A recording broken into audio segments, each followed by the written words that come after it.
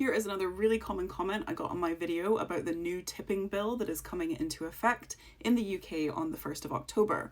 Loads of questions and comments about tax. Should people pay tax on their tips, and does this bill change whether or not people are going to pay tax? So the short version is that tips are taxable in the UK, but the type of tax that you pay and how you pay it differs depending on how you actually got paid that tip. An employee who is being paid tips in cash is supposed to be declaring those cash tips through online self-assessment to HMRC every year.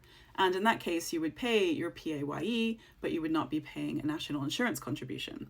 If the employer is the person collecting the tips and then distributing them back out to you, then they will take care of paying the income tax for you, and they will also pay national insurance contributions on your behalf.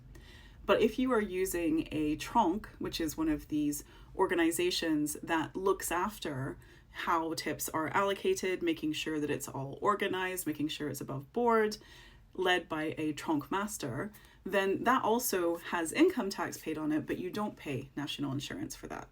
And one of the things that is happening as a result of this bill coming into effect is that more and more of these Troncs are being created so that employers, one, can pass on the tax savings, but also the administration of the management of those tips is collective, is held by the employees. They have an appointed Tronc master, and sometimes the organization of the Tronc is happening outside of the employer now, just to kind of keep it all above board.